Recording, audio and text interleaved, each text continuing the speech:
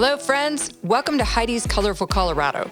I'm your host, Heidi Ganal, a wife, mom of four, CU Regent, and the founder of Camp Bow Wow and the She Factor. With a passion for keeping the spirit of our state alive and well, I started this podcast to bring the people of Colorado together to celebrate the amazing state we call home. Come along on this journey with me as I travel across our old country roads in my vintage RV, interviewing folks that embody the true spirit of the Rocky Mountains. From the Front Range to the Mile High City to the Wild West of Southern Colorado, we'll celebrate the history, beauty, and Coloradans that make this place the colorful state it is. Each week, you'll meet people trailblazing the way for an even more colorful future for us all, making a huge difference along the way. Are you ready for a Rocky Mountain ride? Let's do this, Colorado. Welcome, everyone, to Heidi's Colorful Colorado. Today, I have a friend and colleague, Matt Burgess, who's a faculty member at CU Boulder. Matt, we've had a long journey together at CU. I want to welcome you first to Heidi's Colorful Colorado. Thanks for coming on. Yeah, thanks so much for having me. Gosh, Matt, we have so much to talk about. First, I want to start by just giving a little bit of your background and how you ended up in Boulder as a faculty member studying environmental science. Sure, yeah. So I'm Canadian. I grew up in Montreal. Very sad about the Stanley Cup. And then I came to the U.S. in 2009 for grad school. So I did my Ph.D. at University of Minnesota in the Twin Cities. And then I did a postdoc, which is kind of like a after your PhD before you can be a faculty position doing research at UC Santa Barbara in the Brennan School of Environment. And that's a gorgeous school, by the way. Yeah. It was. You know, there was a link that went around when I was there. It was like the 5 best bathrooms in colleges in the country or something, and ours was one of them. I think there's better things in Santa Barbara than the bathroom, for goodness sake. It's just sort of funny. Oh, totally. It's a great place. And then, I came here 3 years ago as an assistant professor in environmental studies and a fellow at CERES, which is the Cooperative Institute for Research in Environmental Sciences, and an affiliate in economics. And so my discipline, my training is a mixture of ecology and economics. And I started out researching mostly kind of natural resource economics. I did a lot of fisheries early in my career.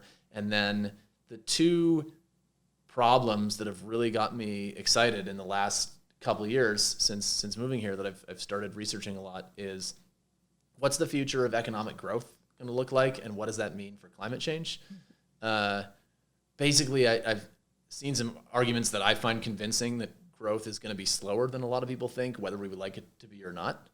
And so that has all kinds of implications for climate change, but also for society. It sort of, in some ways, means some aspects of the climate problem, all else equal, are less severe, but other societal problems, like poverty, for example, might be more severe at the global scale.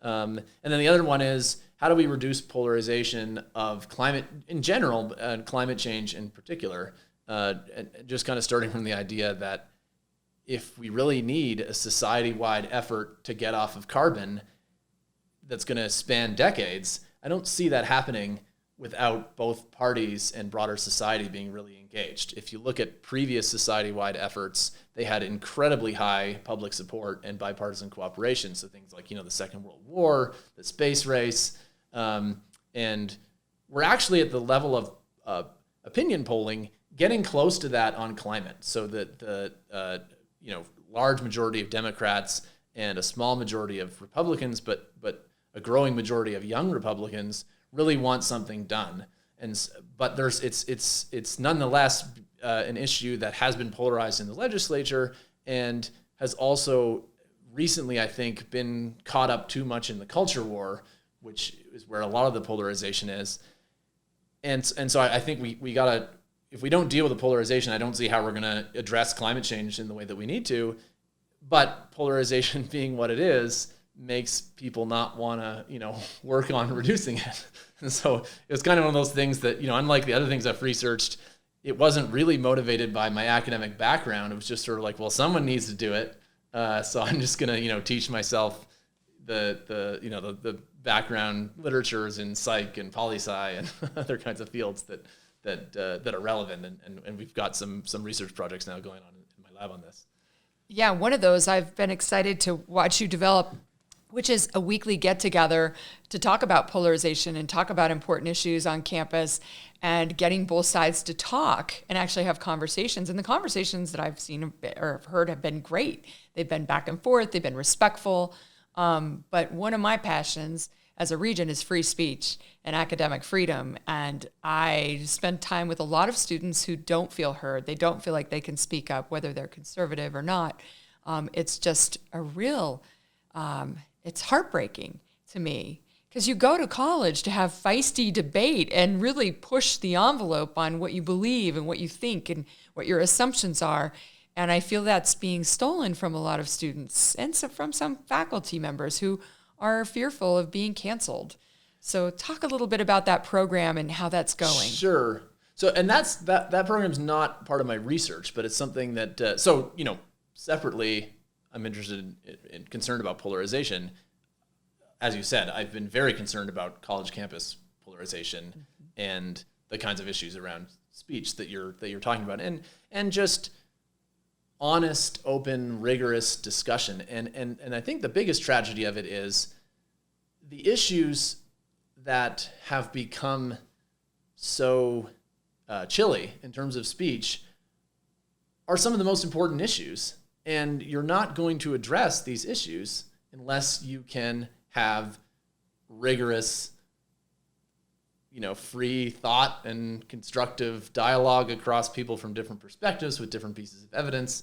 And so I think that the biggest tragedy of this is that I think the chilling of speech and a lot of issues is motivated by concern about particular societal problems, which are real societal problems, and yet that chilling of speech is probably stopping us from being more effective at solving exactly the problems that we care about, right? Yeah. But sorry. So the dialogues, right? So I started this series with another friend and colleague of mine, Pilar McQuillan, who works at the CU Dialogues program. And so the idea was, like you said, to bring people together. One of the problems with open discussion on campuses is everything is right next to Twitter now, right? So you don't so you don't know people. It feels so public that even in classrooms, students are afraid to speak up. So Heterodox Academy, which is a international organization that's concerned about these issues that I've worked with. They do these polls on campus expression, and I've done similar ones in my classes that show that most students indeed are afraid, in fact, of across the spectrum, are afraid to speak honestly about a lot of important issues. And the biggest driver of that is actually they're afraid of the other students, more so than they're afraid that the faculty are going to punish them or give them a bad grade. And so the idea of these dialogues was we're going to have a space on Zoom that is we're going to welcome people from all backgrounds, and we've had a great diversity of not just political but of all kinds. So we've had people of different races, genders, gender identities, levels in the university. From freshmen all the way up to regents. We had a former congresswoman come a few times. So it's some senior administrators. So it's been this great diversity of people, and we just talk about whatever. Each topic is either based on some hot issue of the day. So we did policing, we did the election, we did standardized tests. There's some examples of hot issues that were being discussed, and then sometimes the topic is inspired by the science of how people reduce conflict. So one was, what have you changed your mind on? To get people, curiosity and humility are the lifeblood of reducing polarization. Can you give us an example of something that you remember that one of the participants said they changed their mind on? It was pretty dramatic. I mean, I can give my own example. I do the same thing in my classes. So I have a brother who works in business, and so he's a little bit more maybe economically conservative than I am, and so we debate sometimes. And one time he was like, do you know sometimes when you raise corporate tax rates, corporate tax revenues go down? I was like, no, that can't be right, right? because, the corporate tax revenue is the rate times the base. And so unless the base goes down a lot, if you increase the rate, you're going to increase the revenue, right? And that's a separate, the argument that I had always heard related to corporate taxes was, you're going to have more revenue, but you might drive businesses out or hurt competitiveness. And it all kind of depends on what the context, if you're talking about, say, raising taxes in Ontario, there's not a magic corporate tax rate that's right. It sort of depends on what's going on in the surrounding jurisdictions that, businesses have the option to move to. But anyway, so I was like, no, that can't be right. And then he sent me a study that showed, that in recent years, I forget what the scope of it was, but it was looking at Western countries, and basically it found that a decent fraction of the time, not always, sometimes the revenue did go up, but sometimes the revenue went down. And again, it just depended on what's going on in surrounding jurisdictions, in terms of, how likely is it that business and money are going to move out. And so it's kind of more nuanced than I thought it was. Yeah, I think that's the key word, right? Nuance. Yeah. And the devil's in the details on a lot of issues, and really driving down to what people are interested in, what they're passionate about, and on the issue, and what they're kind of stuck on, right? Yeah. And so when you have these discussions, what are they like? Like when you hold these, I've been on one, but I want you to describe it. So if you go in there thinking, this is like going to be a food fight, or it's not. It's incredibly civilized and incredibly thoughtful and productive. And I think there's two reasons for that. One is that people self-select into the group, right? So if you're not interested in hearing from the other side, you're probably not going to go to the dialogue. That's a good point, right? And the kind of people that might make something like that really rowdy might be the kind of people that aren't curious. Curiosity and humility, right? Curious about the other side. The second thing is we set a pretty strong tone at the beginning. So we have these ground rules. All viewpoints are welcome is one of them.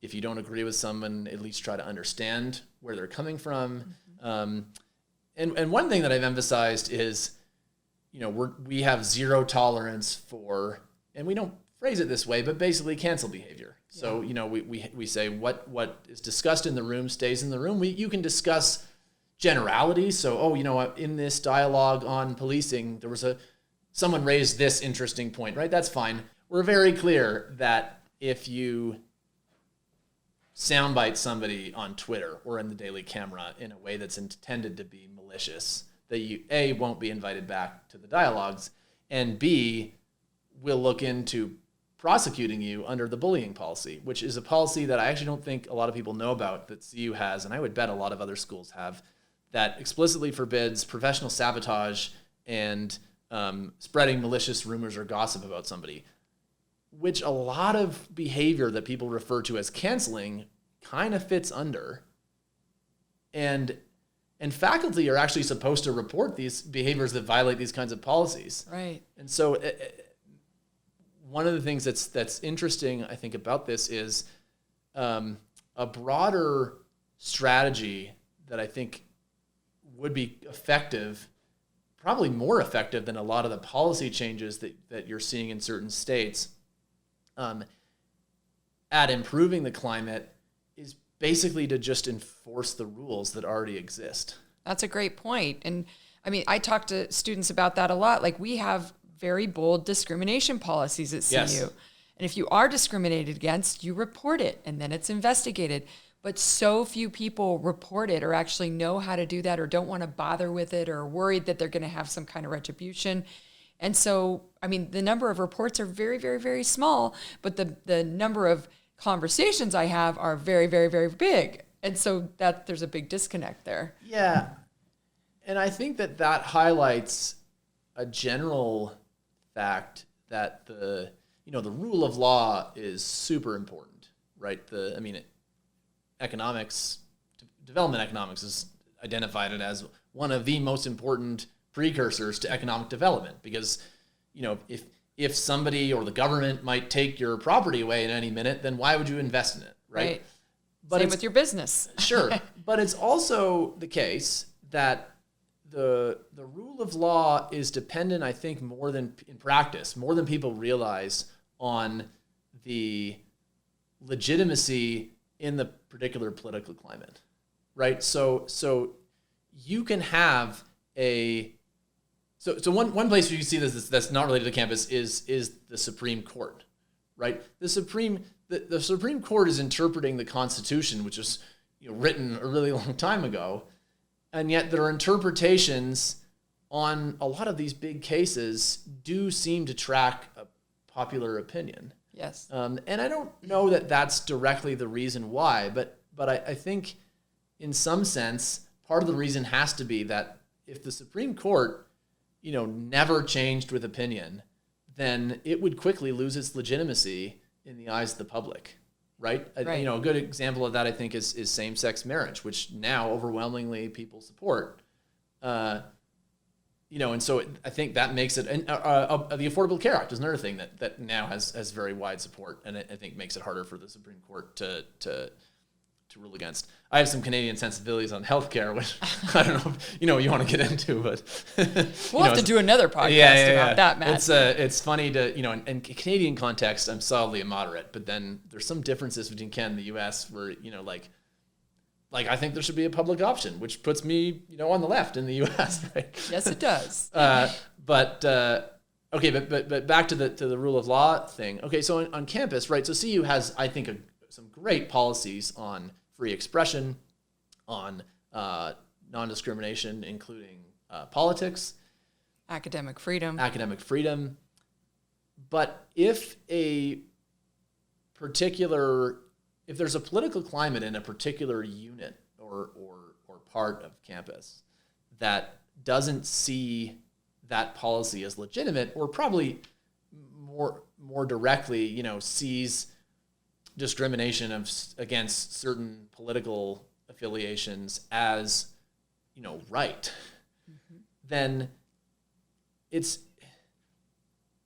people are going to, at best, kind of follow the law to the letter of plausible deniability. Like the question doesn't become, are we discriminating against somebody on the basis of political affiliation, for example? It becomes, how likely are we to get sued? Or, can we do this in a way that prevents us from getting sued?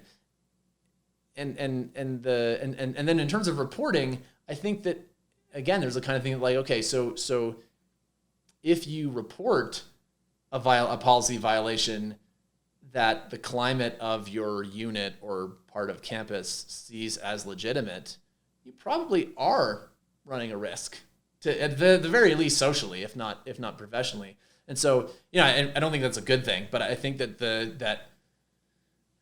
having the policy is great and important, and I'm really glad that we have that policy, but I think it's not going to do its job until we also can convince people of why it's an important policy. Yeah, that's a great point. And think there are a bunch of lawsuits. Yeah, and I think there's got to be both, right? We've got to respect the policy and kind of follow through, and have students and faculty follow through when they have to be brave enough to report it and to see it through in the process. But the culture is also so important, and the risk that it's going to end up on social media or a video or a recording is going to come out, I think, is even more powerful right now than any policy or legislation. Well, so I'm glad you brought up the social media thing, because actually I think there's an interesting nuance that a lot of people are missing in this discussion about cancel culture with regard to social media. And that is that social media is extremely unrepresentative of popular opinion. That's a good point. Like, aren't the smallest number of people percentage-wise on Twitter, but yet when you're on Twitter, you feel like everybody's on Twitter, and that's exactly what everyone's thinking. Well, right, and it's extremely unrepresentative. You and I were discussing this before we started recording.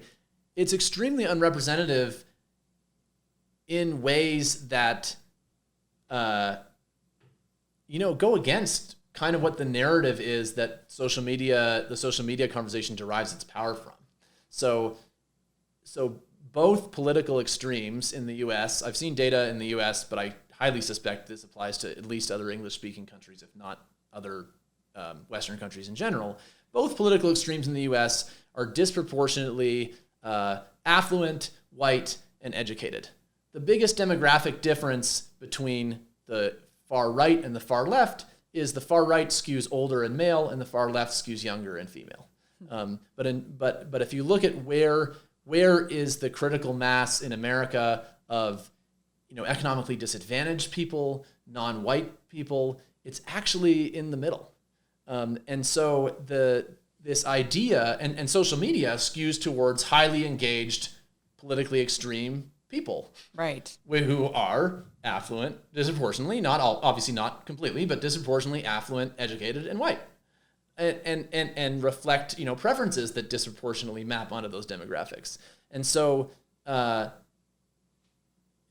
example, Biden in the Democratic primary, after he won, one of his advisors went on TV, I think it was CNN, and literally said, part of their strategy was, we're going to ignore social media. If you follow Biden on Twitter, he is very boring, right? he doesn't tweet a lot, and I think that he's onto something there, right? Another place where you see this dynamic, this underappreciated dynamic that the people who are disadvantaged that we're supposed to be advocating for in the middle, you see in places like the New York primary, right, where Maya Wiley, who's the farther left candidate who wants to defund the police, she is winning the richer, whiter regions, and the poorer majority minority regions were voting for candidates like Eric Adams, who's much more moderate.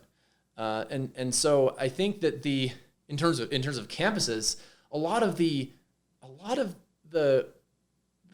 things that people throw under the label of cancel culture, but generally the things that people find problematic, so the chilling of speech, the rushing to destroy somebody over some small offense, the kind of bigotry, assuming that you know everything about somebody based on their immutable characteristics, these kinds of things, that they're not popular. They're not, I don't think, particularly good for the groups that they're trying to help, and so it creates this thing where same thing with the Democratic primary. Candidates like Elizabeth Warren, who seem much more to follow the Twitter discourse. At one point she said that she was going to give, I think it was a 9-year-old transgender youth, a veto over her education secretary choice, right? Which sort of played really well on Twitter, but obviously people were like, you're going to give a 9-year-old a veto on your education secretary choice, right? And you see the same with colleges that go really far into following, some Twitter outrage. They lose.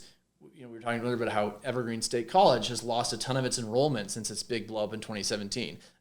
Mizzou lost, I think it was the New York Times reported that it lost 20% of its enrollment the next year after its big blow up, and 40% of its African American enrollment.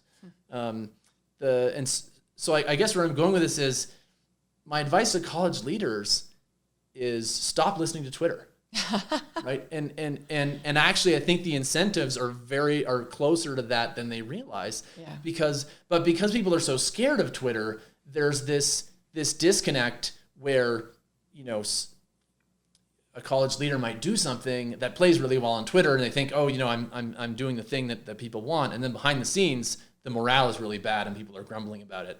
And parents are, well, I don't want to send my kid there. Yeah, that's right? What I hear as I travel around Colorado. It's like, that's what they're seeing on the news, and they're hearing, the stories of things gone bad in higher ed, and it's a bit frightening for those that are fairly moderate and traditional and just want their kids to, be able to get a good job, and that's why they're going to college.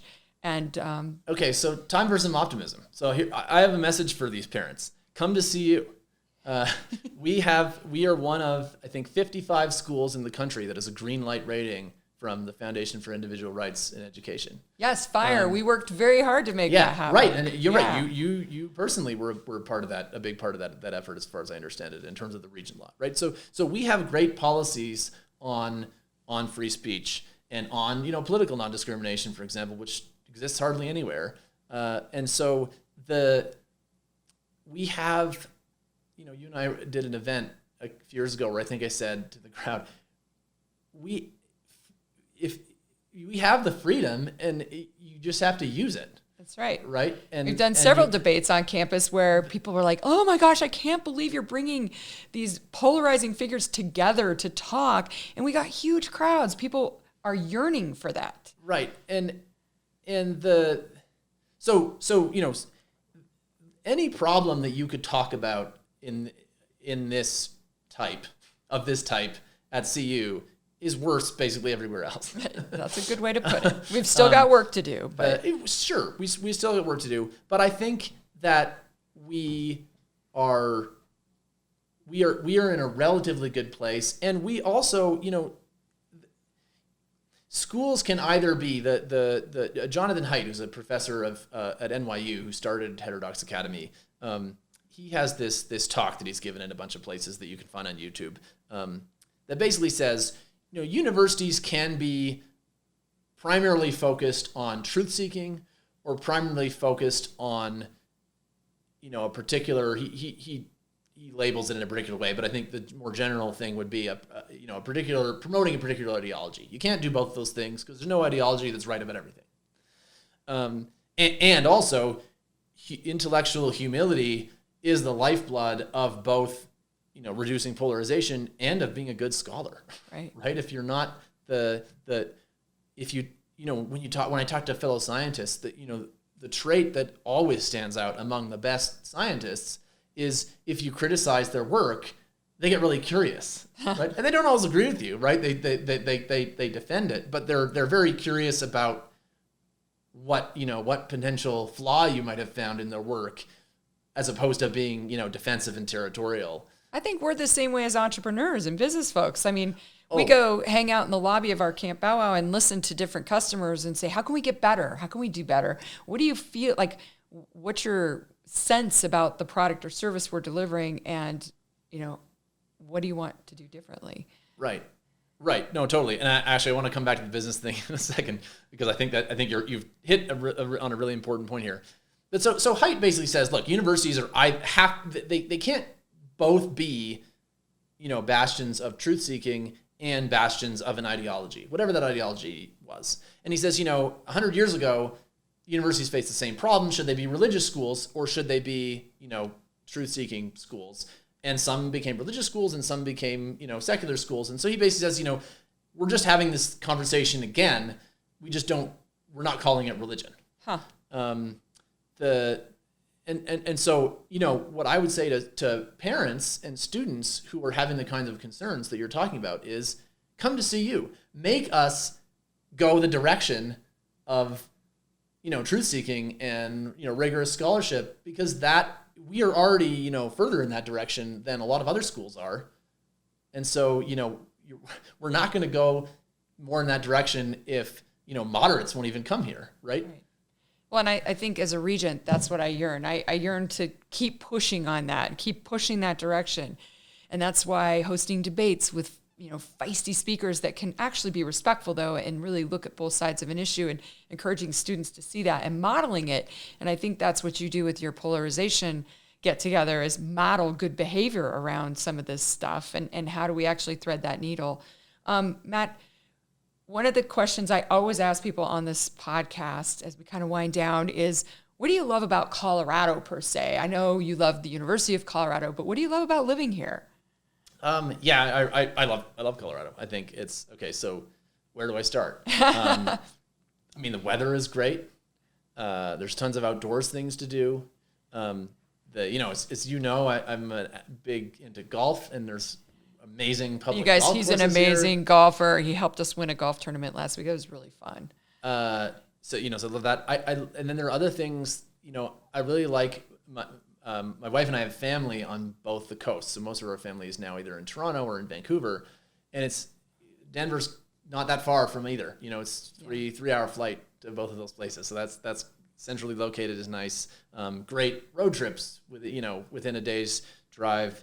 And then politically, I like the fact that we are a purple-ish state that at least in my opinion, has has produced a lot of really constructive moderates, right? So, I'm thinking of like Governor Polis, Governor Hickenlooper, Cory Gardner, right? There's a tradition of moderate.